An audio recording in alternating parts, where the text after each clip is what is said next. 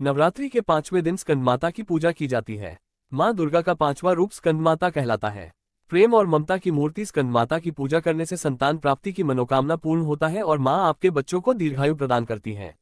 भगवती पुराण में स्कंदमाता को लेकर ऐसा कहा गया है कि नवरात्र के 5वें दिन स्कंदमाता की पूजा करने से ज्ञान और शुभ फलों की प्राप्ति होती है। माँ ज्ञान, इच्छा शक्ति और कर्म का मिश्रण है। जब शिव तत्व का शक्ति के साथ मिलन होता है तो स्कंद यानी कि कार्तिकेय का जन्म होता है। आइए जानते हैं स्कंदमाता की सिंहासनता नित्यम पद्माश्रित कर्तव्या शुभदास्तु सदा देवी स्कंदमाता यशस्विनी, भगवान स्कंद कुमार कार्तिकेय नाम से भी जाने जाते हैं।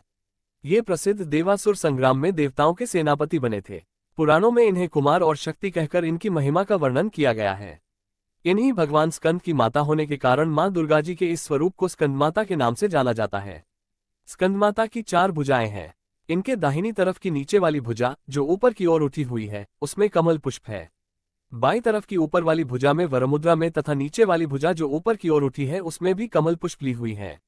इनका वर्ण पुनर्तः शुभ है। ये कमल के आसन पर विराजमान रहती हैं। इसी कारण इन्हें पद्मासना देवी भी कहा जाता है। इनका वाहन सिंह शेर है। नवरात्रि पूजन के 5वें दिन का शास्त्रों में पुष्कल महत्व बताया गया है। इस चक्र में अवस्थित मन वाले साधक की समस्त बाह्य क्रियाओं एवं चित्तवृत्तियों का लोप हो जाता है। वो विशुद्ध चैतन्य स्वरूप की ओर अग्रसर हो रहा होता है। साधक का मन समस्त लौकिक, सांसारिक, मायिक बंधनों से विमुक्त होकर पद्मासना मां स्कंदमाता के स्वरूप में पुनर्तः तल्लीन होता है।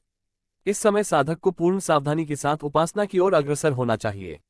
उसे अपनी समस्त ध्यान वृत्तियों को एकाग्र रखते हुए साधना के पथ पर आगे बढ़ना चाहिए। मां स्कंदमाता की उपासना से भक्त की समस्त इच्छाएं पूर्ण हो जाती हैं।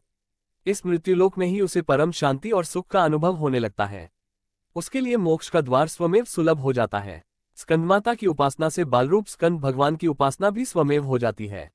यह विशेषता केवल इन्हीं को प्राप्त है, अतः साधक को स्कंदमाता की उपासना की ओर विशेष ध्यान देना चाहिए।